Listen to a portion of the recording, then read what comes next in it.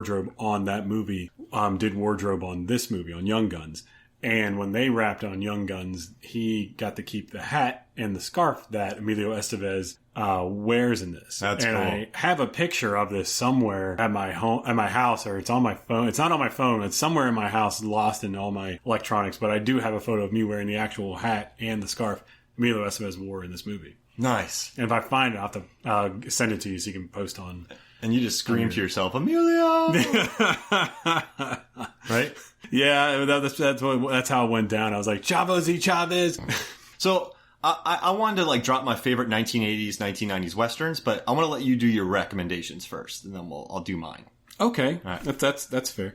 I just wanted to add really quick. If you are interested in watching Young Guns, it's streaming right now, as of this recording, on Vudu and Crackle. And, or if you're interested, like I did, I went to Videodrome. If you're in Atlanta, I live in Atlanta, so I go to Videodrome to rent all the movies that I review with Mark on here. They have the DVD there. $5 get you an entire week to watch the film. Nice. Also, I like Crackle and Vudu, but I think Vudu is lesser on ads. But you don't have to sign up for an account on Crackle. So to watch Vudu, you have to give your email and a password. But to do Crackle, you just go to Crackle. Yeah, Crackle does have a lot of commercials, but I don't mind. It's free. It's free. That's what everybody says. They go, well, there's a lot of commercials. It's a free movie and it's unedited. You can't argue with that. They got Lake Placid on there now. What? Yeah. Oh man, I know they got Predator and Aliens. Wait, what? Yeah, because when I watched one of my recommendations, and then when I finished it on Crackle, it recommended Predator and Aliens, and I was like, I really wanted to watch it, but I had to watch it. I had to watch my other recommendation to keep my mind fresh and everything for this.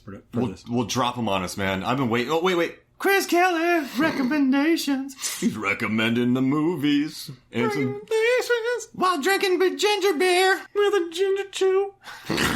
Chris Kelly, recommendation. So these recommendations that I have, like I've said before, if this podcast is like a meal, then my recommendations are more like a beer or a wine that complements the meal. So they're not going to be directly related, or they're not going to be perfectly like the movie. It's going to be something that goes with it, though. I'd say this podcast is cheese. This is the mustard. I like that. The crackers. Oh, okay. Yeah. I'll go with that. Wait. What else would you put on cheese? There's a really great thing at Costco. It's like a spicy... like a Dijon? Yeah. Jeez Louise, I forgot what it is. But it's delicious. What about that, like stone ground mustard? Ooh, oh, yeah. That's good stuff. Also, you could do a good little pickle with some cheese.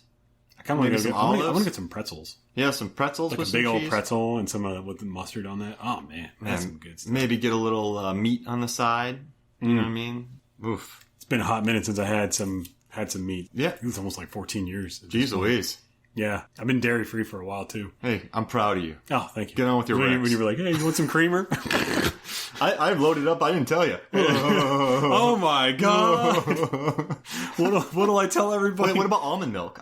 Almond milk's really good. Yeah, that's what we have. It's almond milk creamer. Oh, that's good stuff. You should have said that. Yeah, we just do that. I just do almond milk. We get the pretentious almond milk, coconut milk creamers. The coconut milk's a really good one too, because that's naturally sweet. We did peanut one time. Have you tried cashew milk? Yep, we have. It's not bad, but it's I don't think it's really worth the price. Same thing with hemp milk. It's almond milk. It's good. Almond milk's good. Yeah. I make my shakes every morning with almond milk silk. Ooh. That organic stuff, vanilla. It's good. Oh, yeah, that's good. Yeah, the sweetened kind, too. Yep. And then it just adds to it. It's great to put on cereal. Love it. See, you judge me. Well, I mean, I naturally assume. Judge me. So you're like, hey, Kelly, you want the salami sandwich? You know, Chris, when you tell other people that they're, that rely on stereotypes and all that stuff, I'm just going to remind you of this. I'm just going to tell you, Chris Kelly, you pegged me incorrectly. You saw that big red truck, this beard, and you just assumed that I... Well, that's the pot calling the kettle black. Hey, why don't you go throw some more rocks in that glass house of yours, Chris Kelly? Why don't you make it like a tree and get out of here? Make a tree and branch. All right, here we go. Recommendations by Chris Kelly. My recommendations. This one was a 1995 film that came out. It didn't really fly under the radar. It just didn't do very well when it came out. But in time, it's actually done really well. That's called The Quick and the Dead. Oh, that's a great movie. I'm doing that. I'm covering that movie soon. Really? Yeah, Adam Hodgins and I are doing it. That's a great film. Yeah. I just watched it again this morning. It's so good. Yeah. I think it was. I think the main thing was that it didn't translate in 1995, that audiences didn't understand what it really was. And Sam Raimi was really trying to capture the spaghetti westerns that Sergio Leone did, with all the camera angles, the ridiculous explosions. The shooting is ridiculous too. Like Gene Hackman gets shot in the chest and he's like, I didn't, it's like almost like he acts like he doesn't know they got shot. And then in his shadow you can see a hole. Yep. That's amazing. And then, Keith David gets his head, literally a hole in his head, and Gene Hackman standing in the middle of the hole. It's like, it's ridiculous. But that's what those movies were. They were just beyond ridiculous. Sam Raimi is the best. Oh, yeah. And that's the reason why he actually got it, was because Sharon Stone was the first choice, obviously, for the main character.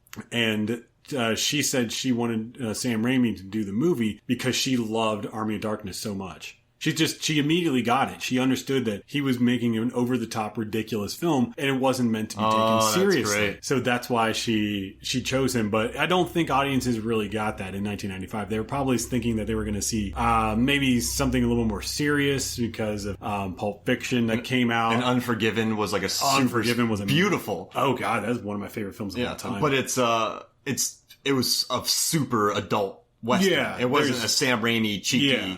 You were definitely, that was a very serious film. But I think that's what people were expecting. And also Sharon Stone was in her heyday of like being hot. Yeah. Oh, and so God. people were expecting not like a strong, badass woman. They were expecting they were expecting her to be, sexy. But at the same time, a killer, kind of like, Basic Instinct, but Basic Instinct in a Western sense. I mean, it even has kind of a goofy concept, whereas this woman goes to this town to avenge her father's death. So to do so, she enters in a dueling contest. I mean, it's kind of a ridiculous concept to be like, I'm going to avenge my dad's death by killing a bunch of random people. Stacked cast, though, dude. Oh, yeah. Russell Crowe, Leo. Gene Hackman. Yeah. Russell Crowe, this was actually his first American film. Nice, before Virtuosity.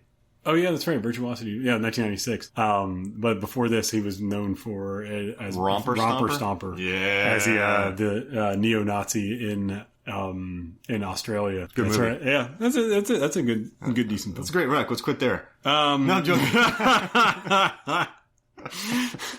I'm tired of you insulting my creamer, Kelly. Off my air, Emilio. I'm confused. I'm supposed to be angry at ginger beer. So the next one was the 1994 film that was was a movie that was a throwback to the 1950s Western film television show, Maverick. Oh, I love Maverick. Yeah, it still holds up. I watched it again. I watched it right after I watched The Quick and the Dead. It's still really good, still funny, still very like action packed, but a lot of the jokes don't really translate because they were making jokes that were more relevant in the early to mid 90s. Yeah. So it's going to be the same thing whenever we watch movies now, 20 years from now, they're not going to work. It's like there's a lot of jokes. There's a lot of Lethal Weapon jokes. Yeah. That I think that most people wouldn't have got. Danny Glover popped up for a little bit, right? He does. He plays a bank robber, and then they kind of look at each other, and then Mel Gibson takes off the handkerchief. He's like, "What do you think you're doing? Put your hands up!" And then he's like, "No." And then Danny Glover runs out. And he's like, "Oh, I'm just too old for this shit." And it's like, it's funny if you get that, but I think nowadays audiences probably see Lethal Weapon and they go, "Oh, where's Damon Wayans?" Yeah. And it's like, oh yeah, because you don't really get the references. But there's a lot of jokes like that in the movie where it's like, it's references to Mel Gibson and other movies that he did. It's fun. The poker playing. Oh yeah, it's a dynamite movie. I mean, I loved it, My favorite scene is when he just lays down on the ground and Jodie Foster's behind him going, What are you doing? You listening for stuff? He's like, no, I'm trying to take a nap. Yeah. And he like takes off his shirt in the beginning. He's like, well, now that we've been acquainted, there's something that we can do. And he takes off his shirt. She's like, I am not going to sleep with you, sir. I am a lady. He's like, I want you to do my laundry. You said you owed me one. It's like, and he like takes off his shirt and then she hands it back to him and it's like shrunk. And he's like, what? You shrank my shirt. It's like, well, then I guess you'll learn to do your own laundry. It's a funny movie, man. And there's also, there's a couple of good lines, especially like when she's speaking in a southern accent with James Garner, who was the original. He's so good original in it too. Maverick. Oh yeah, he's dynamite. Yeah. But she's like in a southern accent. He's like, and Mel Gibson's like, madam, I can't pinpoint your accent. Where are you from again? She's like, oh, well, I'm from the South. And he's like, well, where is that again in the South? She's like, Birmingham. He goes, Birmingham? I know a lot of people in Birmingham. I spent a lot of time in Birmingham. Well, we probably know the same people. She's like, well, we probably do. Why don't you name off a few people? It's a lot of back and forth banter like that. I like fun Jodie Foster. Yeah. When you think about her, Contact is really good. Silence of the Lambs, Panic Room, Nell. Yeah. So she doesn't get to let loose too much. And so this was fun to see. Yeah. This is more of a fun, more easygoing Jodie Foster as opposed to her other roles. Yeah. But it is kind of a neat build up. And then the poker scene, obviously the big thing. I mean, the whole storyline is kind of goofy as well, where he's just trying to collect debts and then he trying to gamble his way and con his way to be on this boat where the big payoff is $500,000 in cash, which if even at the time was a lot of money. Oh yeah. I mean like now it's a lot of money, but back then that would have been like several $1,000,000 in today's money. At least, yeah. So, and then obviously, they do a little cheeky nods to the original television show throughout the whole thing. And it's really kind of neat, too. Was Alfred Molina in it? Yes, he was. He plays the bat. There isn't really there really aren't any villains. He's a poker player, right? He is. He also is, I guess you would call him the villain, but he's not really a villain. But he's in it too. Yeah, he does a great job. And Coburn, James Coburn. Yeah. He plays the opposite of James Gardner. Yeah. And then those two battle back and forth for a little bit. I love it. Yeah, it was a great movie. You're crushing these, man. What else you got? No, those are the only two that I had. Those only two? I was going to do more, but I really haven't had the time. I wanted more to watch more movies. But no, I was going to think the other ones I can't really get into it, but because I haven't watched it, but I haven't seen this in over 20 years. Was the movie Bad Girls? If you remember that was going to be my other. Oh one, yeah.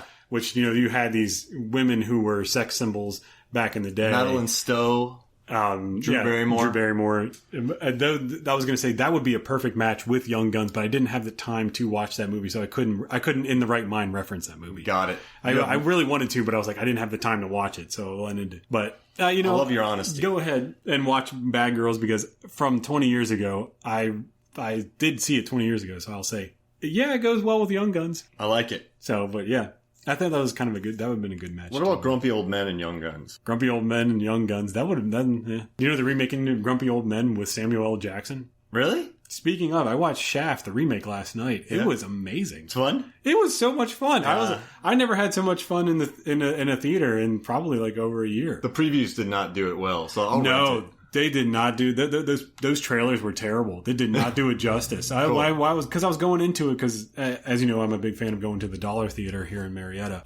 So I'll go to see literally any movie, and Shaft was playing, and I wanted to see Shaft anyways. So I went last night to watch it, and I was really blown away with how much fun I had. I mean, there's a lot of great jokes in it, a lot of great one-liners. The storyline was, meh. But I mean, what else could you really do with it? Yeah. We've all seen Shaft. We all know what it's about. One thing I thought was kind of interesting was Shaft is wearing a jacket in that my dad owns. Hey. And I was like, whoa, Pops.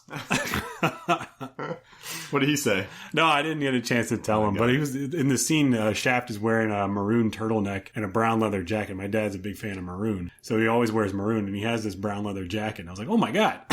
It was pretty funny. Love it. All right, so I'm going to drop some quick recs on y'all. So my favorite movies of kind of the 80s, 90s, because Young Guns was 88, Young Guns 2 was 90. So Unforgiven, you got to start with. I won't talk too long about this, but if you haven't watched Unforgiven, you kind of have to. Yes. Classic. Best Picture winner. Film.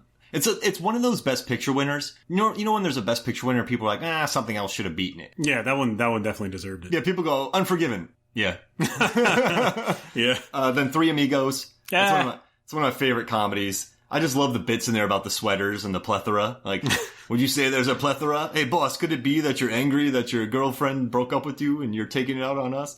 I love that. And they shoot the Invisible Swordsman. Tombstone's always good. We're doing that for our 225th episode. That's a Kurt Russell movie. That's a great movie. They voted for it on MFF Facebook. The Good, the Bad, and the Weird. It is a Korean movie, the remake of The Good, the Bad, and the Ugly.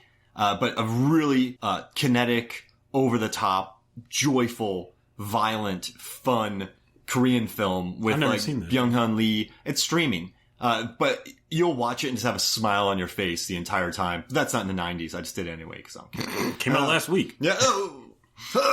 And then Tremors. Would that be a Western? No. Could that be considered a Western? No. Well, definitely a good pairing with this. These settings, I Same guess. settings, yeah. Right?